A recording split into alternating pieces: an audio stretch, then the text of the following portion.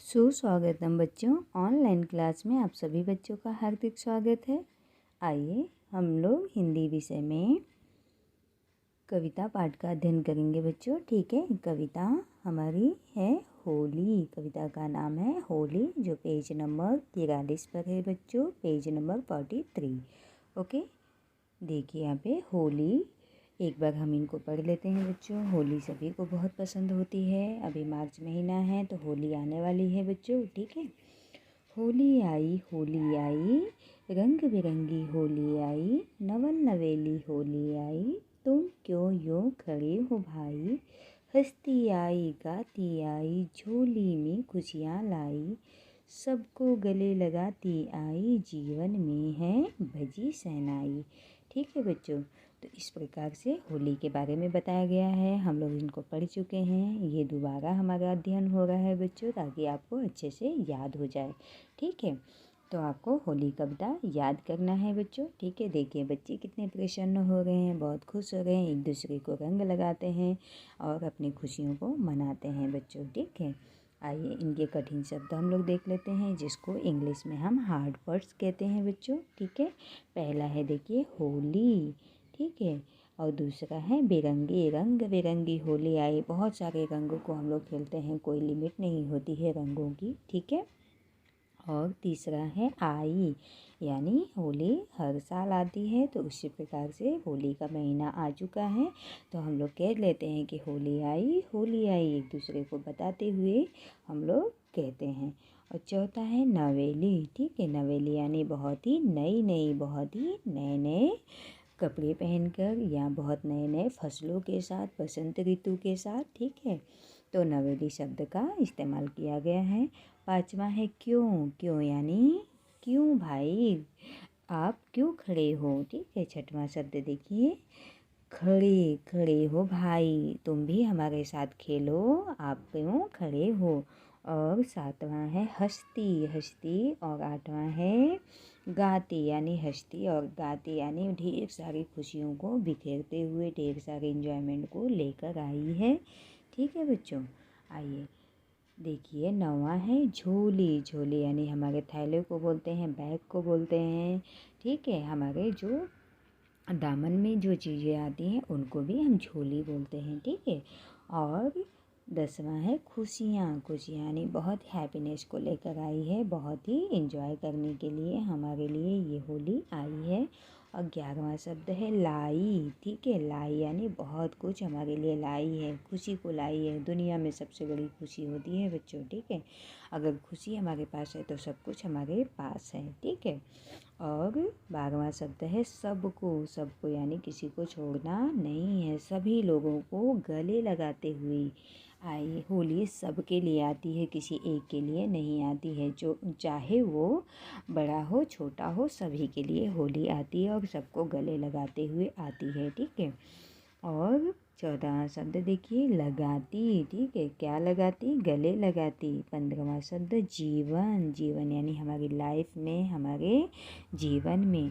और 16वां शब्द है देखिए सहनाई। ठीक है, सहनाई एक वाद्य यंत्र है जो बहुत ज़्यादा लोग खुश होते हैं, या शादी विवाह के मौके पे सहनाई बजाई जाती है, एक वाद्य यंत्र माना जाता है। ठीक है बच्चों, और इसकी जो धुन होती है बड़ी प्यारी होती है, बड़ी सुहावनी होती है, मन विभोर करने वाली होती है, आनंददायी होती है बच्चों। ठीक है, तो होली के ये 16 कठिन शब्द है, जिसे आपको अपनी नोटबुक में लिखना है, लिखकर याद करने हैं बच्चों। ठीक है, चलिए नेक्स्ट कविता देखते हैं बच्चों।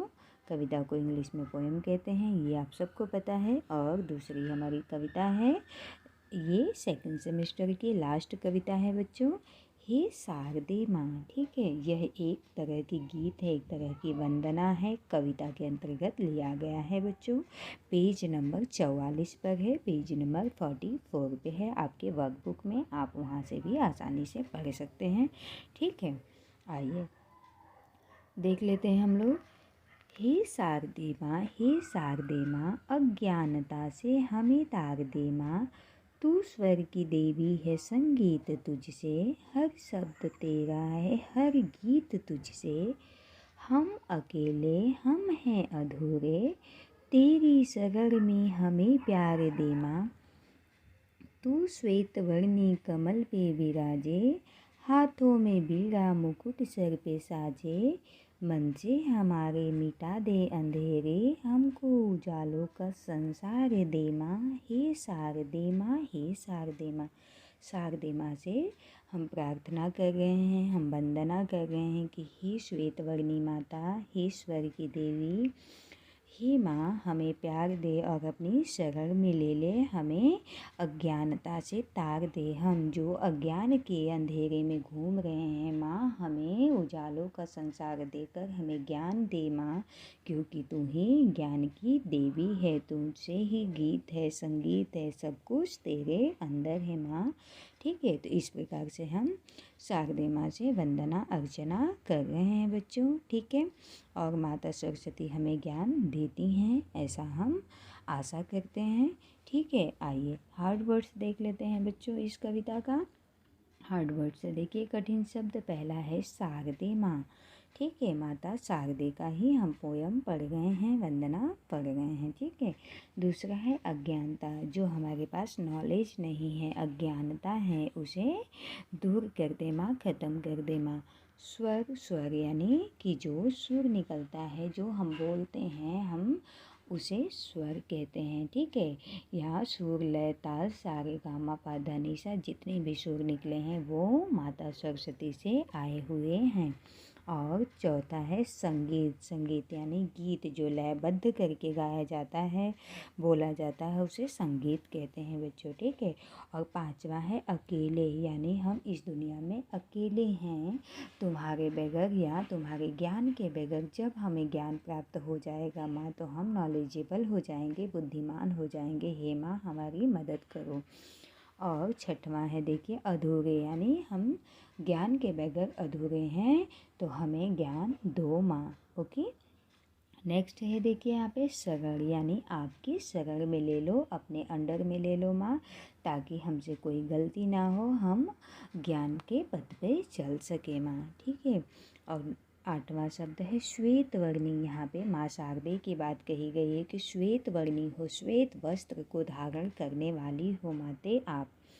नौवां है देखिए वीणा, जब भी हम माता सरस्वती के हाथ में देखते हैं, उनके फ़ोटो को देखते हैं, उनकी मूर्ति को देखते हैं, तो उनके हाथों में वीणा होता है, जहाँ से सारे सुर संगीत निकले हुए होते हैं, वो उनका एक इंस्ट्रूमेंट होता है।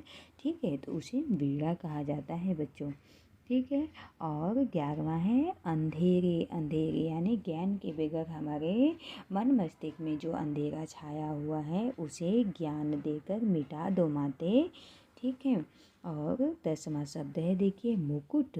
ठीक है, माँ सरस्वती के सिर पे जो मुकुट है, जो मुकुट धारण की हैं, उसकी बात कही जाती है। मुकुट एक सम्मान का प्रतीक होता है बच्चों, और माता सरस्वती सम्माननीय है, हमारी देवी माता हैं। ओके, और 12वां शब्द है संसार। हे माँ, इस संसार में हम आए हैं तो उजालों की दुनिया में रहना पसंद करेंगे माँ।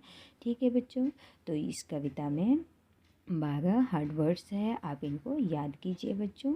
ठीक है, आइए अब हम लोग समानार्थी विरुद्धार्थी शब्द देख लेते हैं बच्चों। ठीक है, समानार्थी विरुद्धार्थी शब्द को इंग्लिश में सिनोनिम्स एंड एंटोनिम्स कहते हैं बच्चों। ठीक है, समानार्थी को सिनोनिम्स एंड विरुद्धार्थी को एंटोनिम्स कहते हैं। तो इस प्रकार से हम इंग्लिश में तो पढ़े हैं, अब हिंदी में भी हम पढ़ते हुए चलेंगे बच्चों। इनका भी एक बार हम रिवीजन कर लेते हैं। समानार्थी शब्द, सिनोनिम्स। ओके, आइए देखिए, समान अर्थ वाले शब्द भी कहते हैं और पर्यायवाची शब्द भी कहते हैं, पर्यायवाची शब्द भी कहा जाता है इनको। ठीक है, पहला है देखिए दीपक। दीपक का चिराग होता है, यानी आप चिराग बोल लो या दीपक बोल लो, अर्थ दोनों का एक ही होगा बच्चों। शब्द अलग अलग है लेकिन अर्थ एक है, इसीलिए कहा गया है कि समान अर्थ व्यक्त करने वाले शब्द। ठीक है, दूसरा है देखिए पेड़, पेड़ को वृक्ष कहते हैं बच्चों।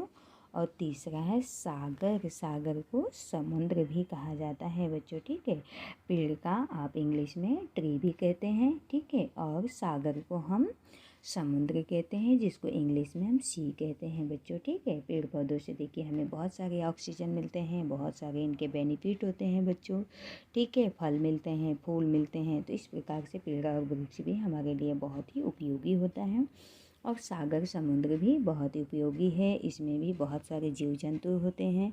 ठीक है, चौथा शब्द है देखिए औरत, औरत का स्त्री, जिसको वुमेन्स कहते हैं इंग्लिश में।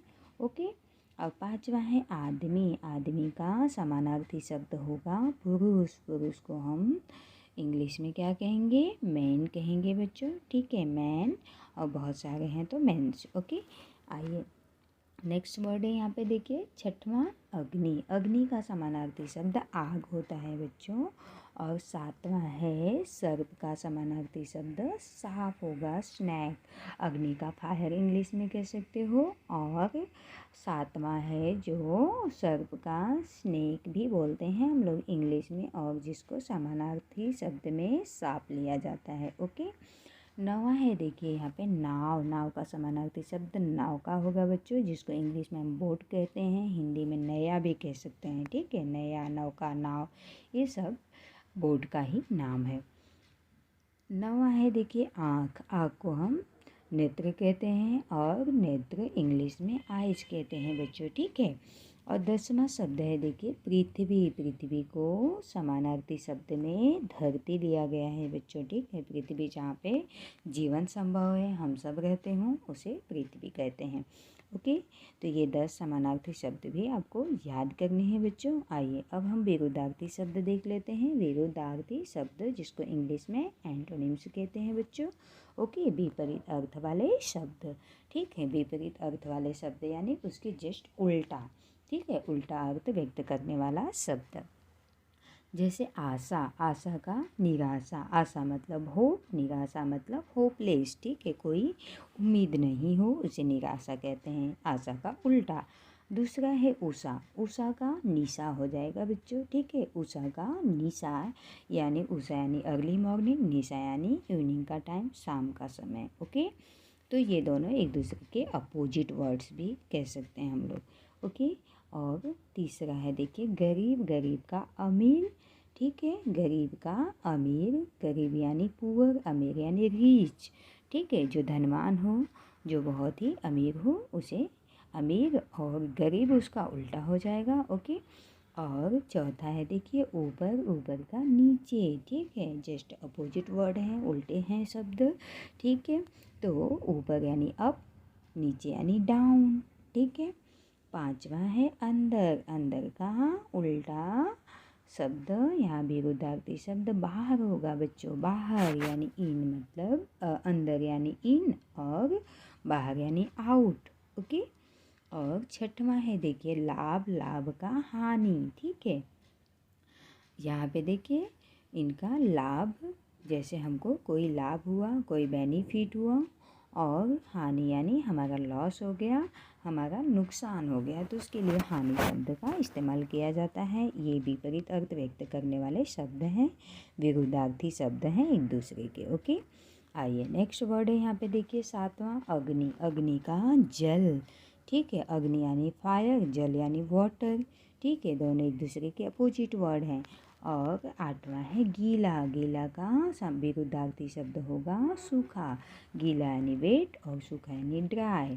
ओके, और नवा है गुड़, गुड़ का अवगुण। ठीक है, यहाँ पे गुड़ यानी क्वालिफाइड होता है या क्वालिटी वाला होता है, और ये डिसक्वालिटी। ठीक है, इंग्लिश में हम अगर कहेंगे तो गुड़ वाला है और अवगुण वाला है। ठीक है, एक दूसरे के विपरीत शब्द हैं, एक दूसरे के विरुद्ध में हैं। ठीक है, और 10वां है जय, जय का पराजय, जय यानी विक्ट्री, पराजय यानी जिसको हम हार मान लेते हैं, हमारी हार हो जाती है, हम फेल हो जाते हैं।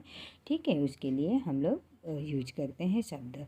ओके, और 11वां है मित्र, और मित्र का शत्रु। ठीक है, मित्र यानी हमारा दोस्त, फ्रेंड, और शत्रु यानी हमारा जो एनिमी हो, जो हमारा मित्र ना हो। ठीक है, और 12वां शब्द है देखिए गुरु, गुरु का विरुद्धार्थी शब्द लघु होगा बच्चों। गुरु यानी बड़ा होता है, और लघु यानी छोटा।